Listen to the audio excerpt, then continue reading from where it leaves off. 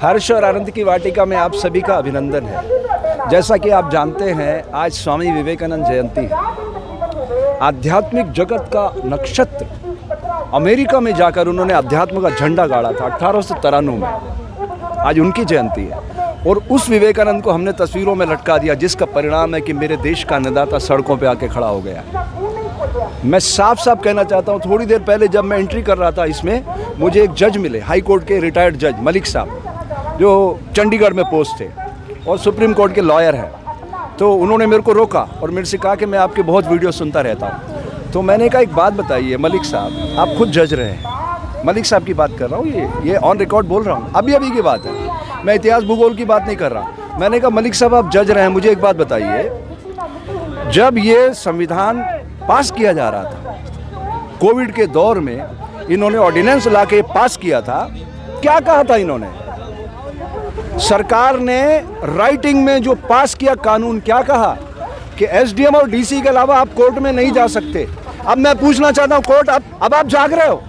शर्म आती है मुझे, संविधान की धज्जियां उड़ा रहे हैं आप लोग, शर्म आना चाहिए आप लोगों को। नरेंद्र मोदी क्या कह रहा है? ये खालिस्तानी है, आतंकवादी है, पाकिस्तान प्रायोजित है, ये पंत प्रधान है।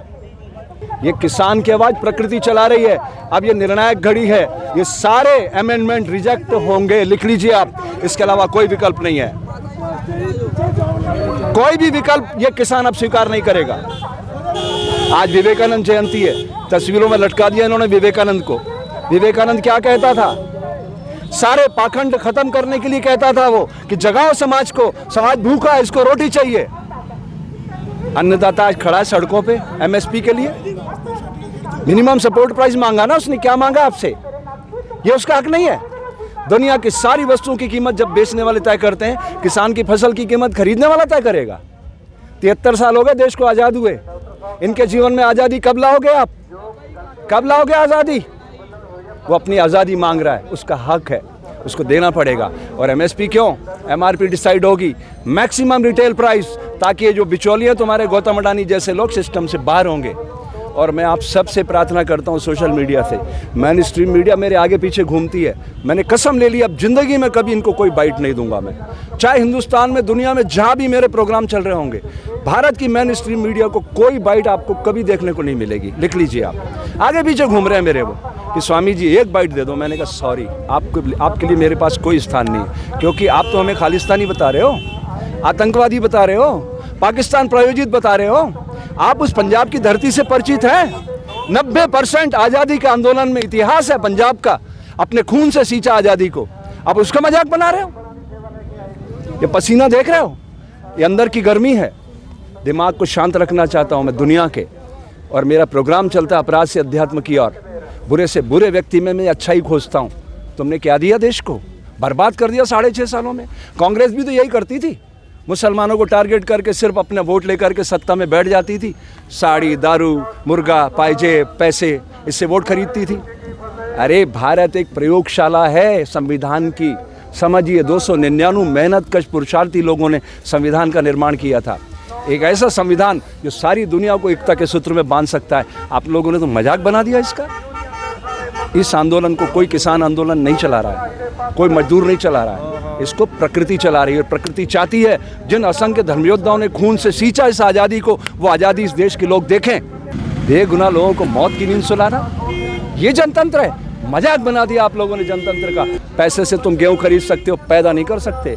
पैदा करने के लिए खून पसीना बहाना पड़ता है, धरती पुत्र बनना पड़ता है। जब धरती माँ फसलों को लहलाती है, आप लोग तो किसानों का अपमान कर रहे हो।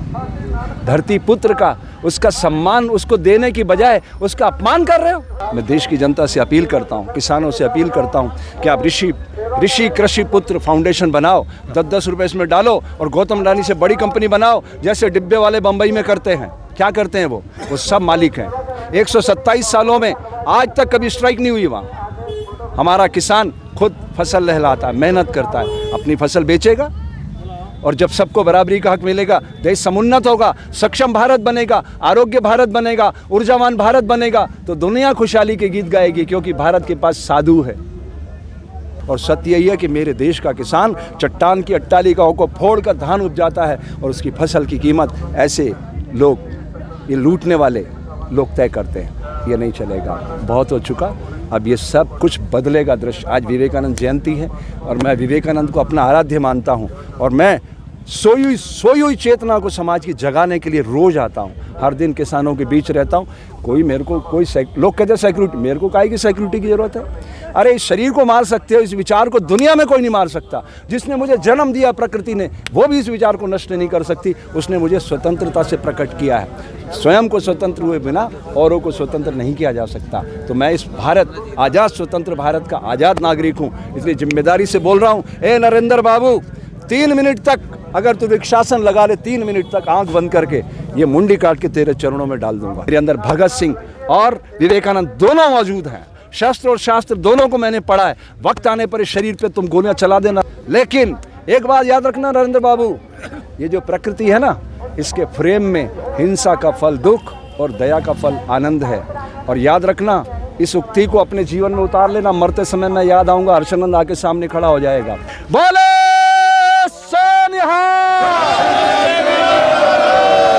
ये देख रहे हो आप, ये पंजाब की धरती है। ओ नरेंद्र बाबू, तेरे गुजरात में तो लोगों ने पानी बेचना सिखाया जो फ्री में बरसता है। फ्री में गुजरात मॉडल पानी बेचना सिखाया जो फ्री में परमात्मा बरसाता है, नदियों के जरिए भी।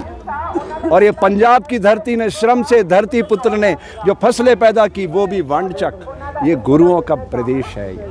ये पंजाब 5 नदियों की पवित्रता है। अभी आपका परिचय नहीं है। हाँ, नकली सरदार जरूर बने थे आप 21 महीने तक, मुझे पता है, इमरजेंसी के दौरान। 25 जून 1975 से लेकर 77 तक 21 महीने जो इमरजेंसी रही, ये नरेंद्र अहमदाबाद से भागकर आदिपुर कच्छ में गया। और उस कच्छ में जब तूफान आया तो इसी पंजाब से उसने किसान बुलाए कि साहब आप लोग इस धरती को हरी भरी करो। और जाके भुज कच्छ में देखो, पंजाब के किसानों ने उस बंजर भूमि को हरा भरा कर दिया। अनेक प्रांतों में जब बंजर भूमि होती है, उन स्टेट के मुख्यमंत्री पंजाबियों को बुलाते हैं। पंजाबी का मतलब समझते हैं? पंजाबी का मतलब भी समझा देता हूँ नरेंद्र बाबू। पंजाबी का मतलब हिंदू मुस्लिम सिख ईसाई नहीं है जो आप कर रहे हो। वो पंजाब 5 नदियाँ हैं। वो उन 5 नदियों के इर्द गिर्द रहने वाले लोग सभी पंजाबी हैं। उन सबके भीतर शौर्य, पराक्रम, वीरता, साहस और सेवा बसती है। इसलिए वो गुरु ग्रंथ साहिब को हृदय से लगा के रखते हैं। अब आपको पता चलेगा नरेंद्र बाबू, ये 6.5 साल का प्रतिशोध जो आपने पैदा किया है समाज में, जो भी किया आपने 6.5 सालों में, नोटबंदी से लेके ये सारे तमाशे, उन सब का ये जो प्रतिशोध है। जैसे कांग्रेस के प्रति प्रतिशोध हुआ था और लोगों ने उनको कहाँ पहुँचा दिया, देख लो आप कहाँ खड़े हैं। वो अपने अस्तित्व की लड़ाई लड़ रहे हैं। लेकिन ये जरूर होगा, कांग्रेस मुक्त होगा भारत, लेकिन बीजेपी से तो विलुप्त होगा।